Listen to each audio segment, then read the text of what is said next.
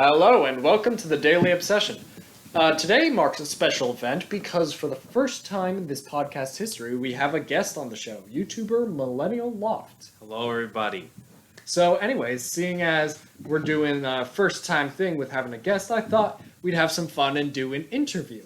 Now, as you know, we don't like to do things normally on this show, so I wrote up an interview full of completely insane questions that make no sense, but we're going to answer them as seriously as possible. You ready for this? Oh yeah, let's do it. Alrighty. First question. How old are you in colors? Green? That seems fair. I think I'm closer to being a red right now.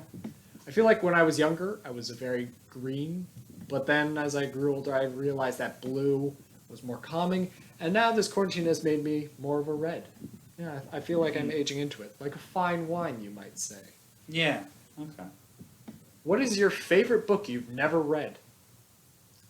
That's a tough one. I gotta say the Silmarillion. I know pretty much everything that happens in it because of you, but I just couldn't bring myself to actually look at that tiny font.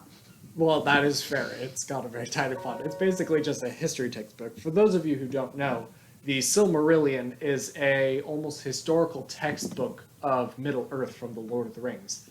Also, in Lord of the Rings news, the original actor for Bilbo from the Lord of the Rings, Ian Holmes, died this morning. Oh. So that's very sad. We'll dedicate this episode to him. It's a very good book, actually. I really enjoy it. It's just, I feel like it would have been better if it were just split up into the hundreds of short stories he had.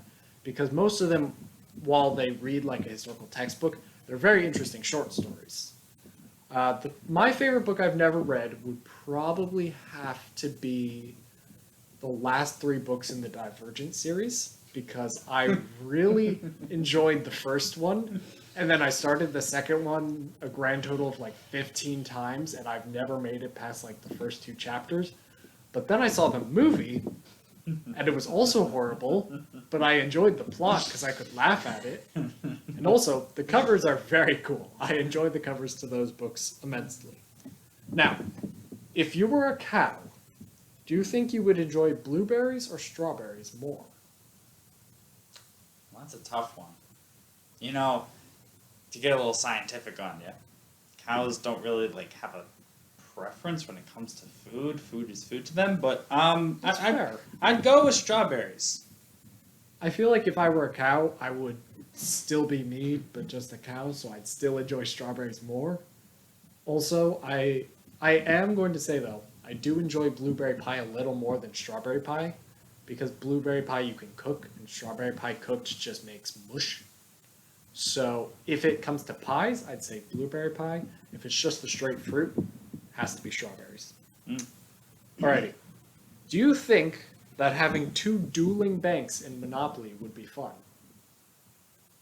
You know how there's always one banker? Do you think it would be fun to have two dueling bankers who give like different loans, different rates, and charge different rents if you buy it from different properties, and they're constantly battling? At the fine age of 17, I just realized that one banker has a monopoly. Is that the point of the game? The banker's holding all the cards. And he's stealing all the money the entire game. We know it's true. That's a fair point, actually. That's really funny. You know what? Yeah, I want another banker so that the what act is it? The Antitrust Act can be enforced. Yeah, I'm just like, you may be onto something there. Also, one problem with Monopoly is there's only two things in the games you can get monopolies on, and that's railroads and the utilities. You can't have a monopoly on buildings. Well, real estate. Well, yeah, but it's only like, what, 3 streets? It's like Charles Ave. It's like you're buying 3 streets. Imagine if you bought 1st Street, 2nd Street, and 3rd Street of New York, and there's still 45 other streets. You don't have a monopoly on it. Oh. You just own all the colored buildings. You own the brownstone district. I mean, the game is designed so that you slowly take over the entire board, and that's how you get the monopoly. But I guess, I mean, It's honestly, it's a very confusing game. It teaches It's kids only about. confusing because it's like 3 hours long, and halfway through you have to stop and hope you don't kill the other player. I can't believe they made it into a digital version. Like, why? A digital version. They of made the a game? digital version of it on the Nintendo eShop. How does that even work? I don't know. Ask Cosfo. He's got it. Fair enough. Have you ever heard the story of Darth Plagueis the Wise? Yes, it's a very intriguing one. Also tragic. Yes. It's something that the Jedi wouldn't tell you, but I'm glad you've heard of it anyways. What is your favorite plant? What is my favorite plant? Now, I might be a little bandwagon here, but Venus flytrap. They are cool. I don't think that's actually bandwagon, because I don't think people talk about plants enough. Like, do you realize how cool it is that plants are just hanging around and they just light and they live? You know what's really funny? Vegans always talk about saving plants, but they don't know anything about plants. They're just like, I know, it no never, wait, that's not vegans. That's, well, vegetarians eat plants. But I just read the other day that scientists discovered that plants feel pain. So I guess that vegetarians now have to eat, like, water soup, I guess. Real Matrix type stuff there. Yeah, let's hope they're in a simulation. Is there a name you wish your parents had named you? No. See, I had always been partial to the name Luke until I actually met a Luke, and I hated him. That's the thing. The older you get, the more you associate names with people. Like, I hate the name Barry now. Barry, really? Yeah, I've met too many Barrys who are just total butts. You see, I've never actually met a Barry before. It's definitely possible that there was an old person I met who was named Barry, and it turns out that their name was Barry, but I never knew because they're like, I demand to be going by the name Mr. Wickershire, or something. And also, how do you get Barry from Bartholomew? I mean, it's mostly nicknames just come from like the first couple letters. It's usually just the first syllable extended. What's the Oh, forget it. We're Okay. gonna move on. Moving on.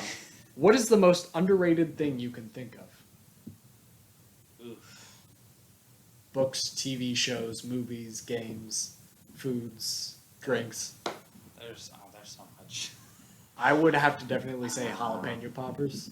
Because, man, you meet so many people who think, I mean, everyone says they like them, but I just never got. But, like, let me tell you, I open a bag of jalapeno poppers, and I can't stop eating them. I will eat an entire bag in one sitting, which is definitely not healthy. Also, one thing I learned, chipotle, I always thought that was a separate pepper, like a chipotle pepper, or was like ground up to make chipotle mayo or chipotle sauce. Turns out chipotle is just smoked jalapeno peppers. Bet you didn't know that. I did not, but as far as underrated things go, man, I had it on the tip of my tongue earlier, but I was trying to pay attention to you. A very big problem that society is trying to pay attention to. Yeah. I guess we'll move on, because I don't know. That's a very weird question, isn't it? At least compared to cows and blueberries. What is the most overrated thing you can think of? Something that everyone else seems to be into, but you just don't see the appeal to it. Dystopian novels. So, I mean, that's I a know good they've one. kind of faded out now, but back when it was all craze for dystopian novels, like, there was only one I ever liked, and it's because it wasn't about the dystopian society. It was about this one girl. Wait. Yeah, that sounds bad, but no, I kind of agree with you there because I used to be into books a lot as a kid. I was the kind of kid who would sit in a room and read 12 books in a day with a pile of ice pops next to me. But when the dystopian craze started with like Hunger Games and Divergent and The Testing, that was a big one. It was really just, for me, I felt they were so cookie cutter. Like every single book felt the same to me. It was always like a 17-year-old girl whose name started with C. It was like Sia or Cassis or Katniss. That's the one, not Cassis. Katniss. And they always had to ended up taking down the government that was led by an old white dude with a beard, and it's like, it just it never felt intriguing to me. I was like, sure, you could read them because they were just boring, but it's what I call a breakfast book. It's a book you can pick up and read while you're eating breakfast and not care whether you already started the book or you already finished the book. You can just open it and read for a couple pages while you're eating because you don't need to pay attention that much. So I have one last question for you, and this one just sort of intrigues me. Do you think blue works better as a color, a music type, or an emotion? Because, you know, there's always like, that's the color blue, or that's blues music, or that's blue, I'm feeling blue. Like the song. It's a good song. That is interesting, because the first thing when you say like blue People think as color. a color, and then a music, and then what was the third one? An emotion. An emotion. But like, which do you feel blue describes the best? Well, it's tough because I could say all three. A particular scene comes to mind from Hoodwinked, when Little Red Riding Hood becomes blue in all three senses of the word. She discards her red cloak. She's sad. And the music is literally "red is blue" is the refrain. I remember that. And I think it did perfectly for all three. But I feel like, I guess if I had to eliminate one, blue as a color, I would eliminate, just because there's so many versions of blue, and sometimes blue can be a happy And color seeing as if done wrong. Yeah, I get that.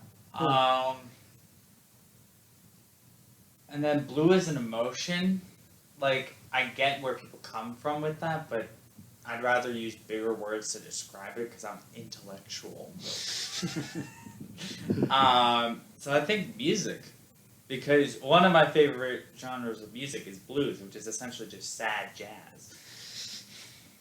Saz or Jad. That's cursed. That sentence is cursed. That's not okay. Alrighty then. Thank you so much for listening today. I'm Jim the Fish. I'm Millenial Loft. And this has been the Daily Obsession.